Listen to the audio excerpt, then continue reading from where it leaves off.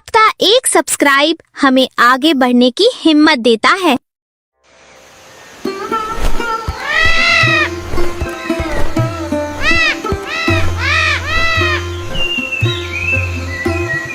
कमलपुर गांव के चौराहे पर एक छोटा सा ठेला था। वो ठेला मनोज का था। मनोज पिछले कई सालों से उस ठेले को चला रहा था। वो रोज सुबह जल्दी उठता, बाजार से ताजे आलू लाता और बड़ी मेहनत से पाव भाजी बनाता था। मनोज के हाथों में स्वाद का जादू था, लेकिन किस्मत उसका साथ नहीं दे रही थी। पहले उसके ठेले पर ग्राहकों की लंबी लाइन लगा करती थी, लेकिन अब हालात बदल चुके थे। गांव में 2-3 नए और बड़े होटल खुल रहे थे। उन होटलों की चमक दमक, बड़ी दुकानें और आकर्षक सजावट देखकर लोग वहीं जाने लगे थे। इन नए होटलों के कारण मनोज के ठेले पर ग्राहकों का आना लगभग बंद हो गया था। दिन भर इंतजार करने के बाद भी उसके ठेले पर मुश्किल से कुछ ही ग्राहक आते थे। कई बार तो ऐसा होता कि शाम तक उसके बनाए हुए ज्यादातर पाव भाजी बिक ही नहीं पाते थे। अब उसे समझ नहीं आ रहा था कि वो अपने परिवार का खर्च कैसे चलाए। अरे आज फिर दोपहर के 2 बजे बज गए और अभी तक बोहनी भी नहीं हुई। इतनी सारी पाव भाजी बनाकर रखी है, अगर शाम तक नहीं बिकी तो सब खराब हो जाएगी। घर का किराया देना है, बच्चों के लिए राशन भी लाना है। समझ नहीं आ रहा कि ये सब कैसे चलेगा। लगता है किस्मत भी आजकल मेरा साथ छोड़ चुकी है। तभी गांव का एक जाना माना आदमी, सरपंच साहब का नौकर दिनेश, वहां से गुजर रहा था। उसे देखते ही मनोज की आंखों में उम्मीद की एक किरण जाग उठी। उसने तुरंत आवाज लगाई, अरे दिनेश भैया, जरा सुनो तो, इधर आओ। आज गर्मा गर्म पाव भाजी बनाई है, बैठो, एक प्लेट लगा दूं क्या? नहीं मनोज भैया, अब तुम्हारे इस पुराने ठेले की वही रोज रोज की पाव भाजी खाकर लोग बोर हो गए हैं। सामने जो नया राजमहल नाश्ता कॉर्नर खुला है ना, आजकल गांव के ज्यादातर लोग वहीं जाते हैं। वहां बैठने के लिए बढ़िया कुर्सियां हैं और हर दिन कुछ नया खाने को मिलता है। तुम भी कुछ नया सोचो, कुछ अलग करो, वरना कहीं ऐसा ना हो कि एक दिन तुम्हें अपना ठेला ही बंद करना पड़ जाए। दिनेश की बात सुनकर मनोज का दिल बैठ गया। शाम होने को आई थी, लेकिन पूरा ठेला वैसे का वैसा ही भरा था। मनोज की आंखों में आंसू आ गए। वो सोचने लगा कि अगर यही हाल रहा तो वो भुखमरी की कगार पर आ जाएगा। रात के करीब 8 बजे बज चुके थे। मनोज अपना ठेला बंद करने की तैयारी कर रहा था। वो बची हुई पाव भाजी को देखकर भारी मन से सब समेट रहा था। तभी अचानक एक बुजुर्ग व्यक्ति ठेले के सामने आकर रुक गया। उसके चेहरे पर थकान और भूख साफ दिखाई दे रही थी। उसने मनोज की तरफ देखा और बहुत ही विनम्र आवाज में कहा, बेटा, मेरा नाम हरिया है। मैं पास के शहर से आया हूँ। वहां जिस होटल में मैं काम करता था वो बंद हो गया। मेरे पास रहने की कोई जगह नहीं है और सुबह से पेट में एक दाना तक नहीं गया है। क्या मुझे यहाँ कुछ काम मिल सकता है? मैं खाना बहुत अच्छा बना लेता हूँ। अरे चाचा, तुम खुद देख रहे हो कि मेरी खुद की दुकान बंद होने की कगार पर है। दिन भर में एक भी ग्राहक नहीं आया। मैं तुम्हें काम पर रखकर कहां से पैसे दूंगा? तुम कहीं और जाकर काम ढूंढो। मेरे पास तुम्हें देने के लिए कुछ नहीं है। बेटा, मुझे मोटी तनख्वाह नहीं चाहिए। मुझे बस रात को इस ठेले के कोने में सोने की जगह दे दीजिए और 2 वक्त का खाना खिला दीजिए। मैं आपके ठेले का पूरा काम संभाल लूंगा, बर्तन धोने से लेकर खाना बनाने तक। जो कहोगे वो सब करूंगा। प्लीज मुझे मना मत कीजिए, बाहर बहुत ठंड है। मनोज ने हरिया की तरफ देखा। उसकी आंखों में ईमानदारी और लाचारी साफ दिखाई दे रही थी। मनोज का दिल पिघल गया।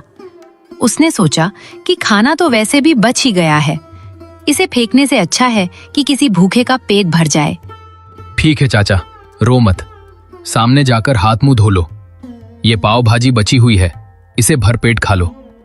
आज रात यहीं सो जाना, कल सुबह से काम पर लग जाना। लेकिन याद रखना, जब मेरे पास पैसे होंगे मैं तभी तुम्हें कुछ दे पाऊंगा। आपका बहुत बहुत धन्यवाद मनोज भैया। आप मेरे लिए फरिश्ता बनकर आए हैं।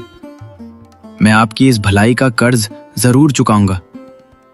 कल मैं आपको एक ऐसी चीज बनाकर खिलाऊंगा जो आपने इस पूरे गांव में कभी नहीं खाई होगी। पर मनोज को ये नहीं पता था कि यही हरिया उसके ठेले की किस्मत बदलने वाला है।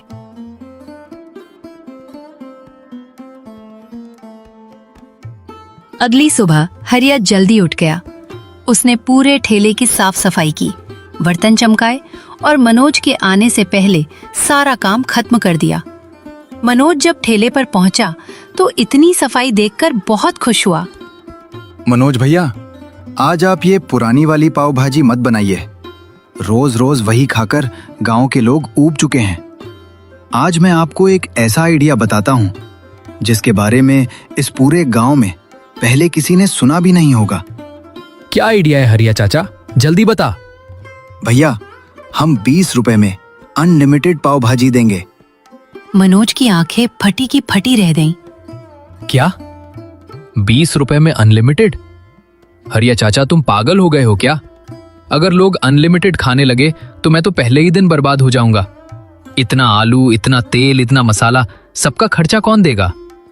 भैया, आप मेरी पूरी बात सुनो।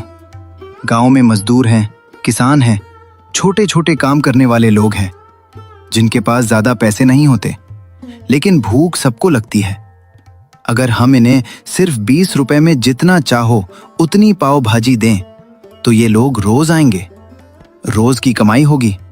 और मैं एक ऐसी स्पेशल चटनी और मसाला बनाऊंगा कि लोग एक बार खाने के बाद दोबारा आए बिना रह ही नहीं पाएंगे। मनोज थोड़ा हिचकिचाया, लेकिन हरिया के आत्मविश्वास को देखकर उसने हामी भर दी। हरिया ने चूल्हा जलाया। उसने मसालों में अपने खास पाउडर मिलाए। आलू की सब्जी में एक सीक्रेट इंग्रेडिएंट डाला जो सिर्फ वही जानता था। और जब उसने कढ़ाई में पाव भाजी तैयार करनी शुरू की तो पूरे नुक्कड़ पर एक ऐसी लाजवाब खुशबू फैल गई जो गांव वालों के लिए बिल्कुल नई थी।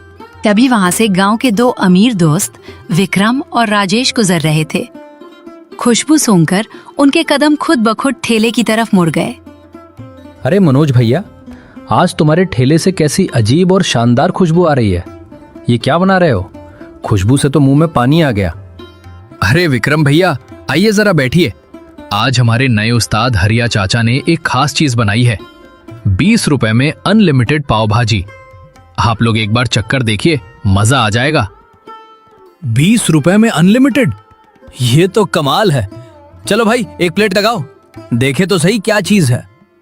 विक्रम और राजेश ने जैसे ही पहला टुकड़ा मुंह में डाला, उनकी आंखें फटी की फटी रह गईं। वाह मनोज भैया वाह, ऐसा स्वाद तो हमने आज तक जिंदगी में नहीं चखा। ये तो सामने वाले राजमहल नाश्ता कॉर्नर से भी 10 गुना बेहतर है। अरे हरिया चाचा, तुम्हारे हाथ में तो जादू है। मनोज, कल से हम अपने सारे दोस्तों को यहीं लेकर आएंगे। ये 20 रुपए अनलिमिटेड वाला आइडिया तो पूरे गांव में तहलका मचा देगा। देखते ही देखते दोपहर तक मनोज के ठेले पर लोगों की भीड़ जुटने लगी। जो लोग मनोज के ठेले को भूल चुके थे, वे अब 20 रुपए में अनलिमिटेड पाव भाजी खाने के लिए लाइनों में खड़े थे।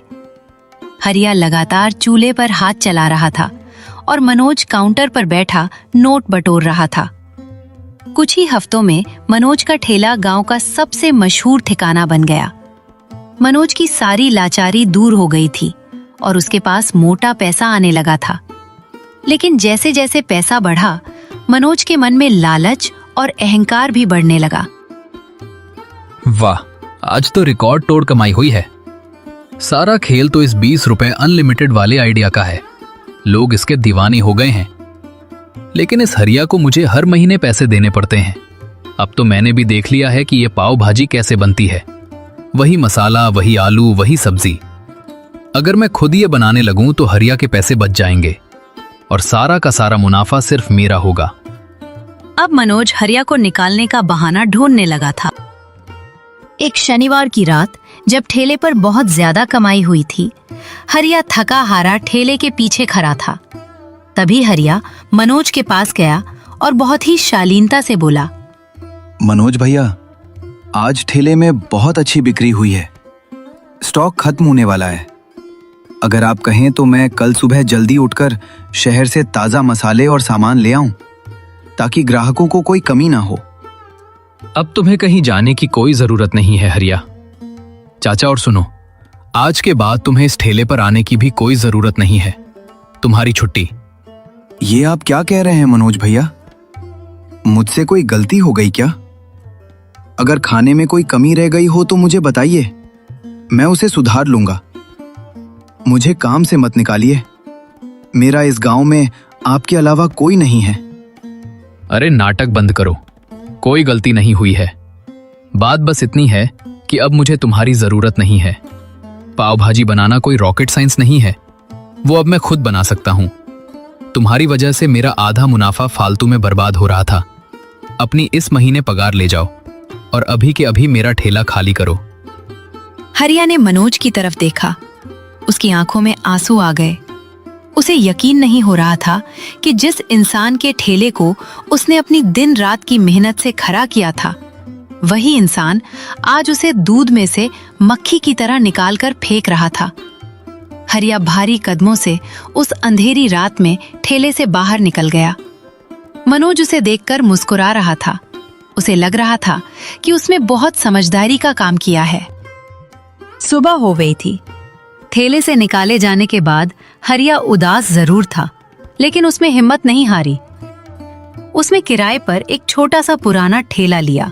मनोज ने जो पैसे उसे दिए थे, उन्हीं पैसों से उसने कुछ बर्तन, एक छोटा चूल्हा और पाव भाजी बनाने का सामान खरीदा और एक छोटा सा ठेला लगाया। मनोज भैया ने मेरे साथ धोखा किया, क्योंकि उन्हें लगता है कि दुकान उनकी जगह से चलती है।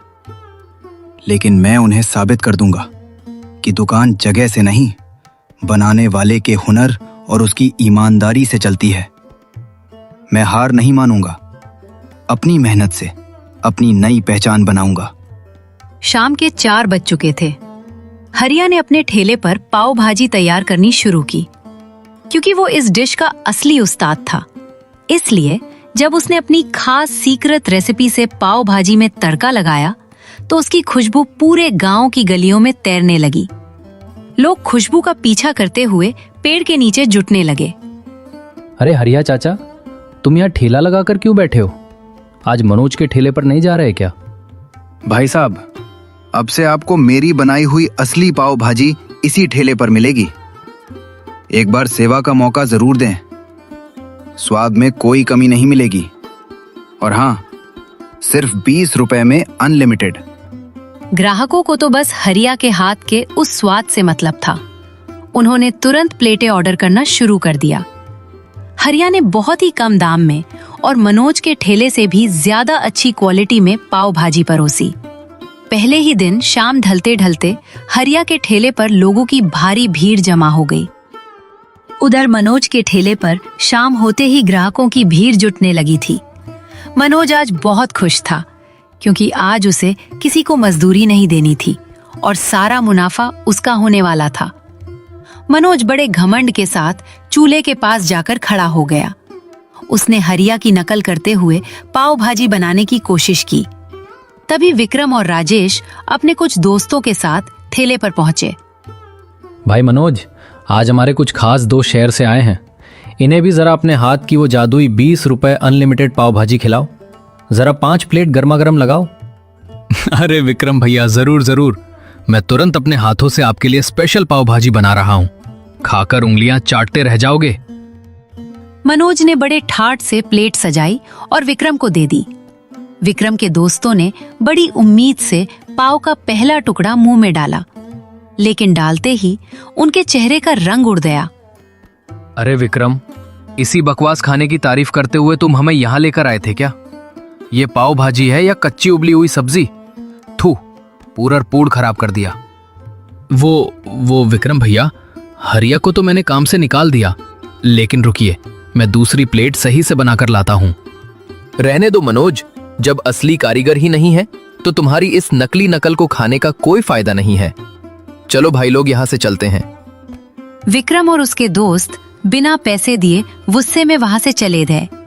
मनोज अपने सूने ठेले में परेशान खड़ा था। पूरा गांव मनोज का ठेला छोड़कर हरिया के छोटे से ठेले की तरफ भाग रहा था। वहां इतनी भीड़ थी कि पांव रखने की जगह नहीं थी। ये बुड्ढा हरिया मेरे ग्राहकों को चुरा रहा है। मुझे कुछ ना कुछ ऐसा करना होगा कि इसका ये ठेला हमेशा के लिए बंद हो जाए। वरना मैं बर्बाद हो जाऊंगा। एक शाम जब हरिया का ठेला ग्राहकों से घिरा हुआ था, मनोज चुपके से भीड़ का फायदा उठाकर ठेले के पीछे गया। जब हरिया ग्राहकों को खाना परोसने में व्यस्त था, तब मनोज ने चुपचाप हरिया की हरी चटनी के बर्तन में ढेर सारा नमक और कड़वा तेल मिला दिया। अब आएगा मजा। जब लोग ये कड़वी और खारी पाव भाजी खाएंगे तो थूक देंगे। हरिया का नाम हमेशा के लिए खराब हो जाएगा। मनोज साजिश रचकर पीछे हटा ही था कि तभी गांव के सरपंच साहब अपने आदमियों के साथ वहां पहुंच गए। सरपंच साहब को शहर से आए कुछ मेहमानों के लिए हरिया की मशहूर 20 रुपए अनलिमिटेड पाव भाजी पैक करवानी थी। अरे सरपंच साहब, आप इस छोटे से ठेले पर क्यों आए? चलिए मेरे ठेले पर बैठिए, मैं आपके लिए बढ़िया खाना मंगवाता हूँ। चुप रहो मनोज। पूरे गांव को पता है कि असली स्वाद हरिया चाचा के हाथों में है। और वैसे भी हमारे आदमी ने तुम्हें इनके खाने में कुछ मिलाते हुए देख लिया है। नहीं सरपंच साहब, ये झूठ है। मैं तो बस यहाँ से गुजर रहा था। सरपंच साहब ने तुरंत अपने आदमियों को आदेश दिया कि वे चटनी का बर्तन जांचे। जब एक आदमी ने चटनी को चखा तो वह बेहद कड़वी और खारी निकली। मनोज की चोरी पकड़ी जा चुकी थी। धिक्कार है तुम पर मनोज। पहले तो तुमने इस भले आदमी को धोखा देकर काम से निकाला, और अब इसकी कामयाबी देखकर तुम इसके खाने में मिलावट कर रहे हो, तो हम सब बीमार पड़ जाते। आज से तुम्हारा ये ठेला हमेशा के लिए सील किया जाता है। हरिया चाचा, तुम एक ईमानदार और मेहनती इंसान हो। कल से तुम मनोज के उस बंद ठेले की जगह पर अपना खुद का बड़ा रेस्टोरेंट शुरू करोगे। दुकान का सारा लाइसेंस मैं तुम्हें दिलवाऊंगा।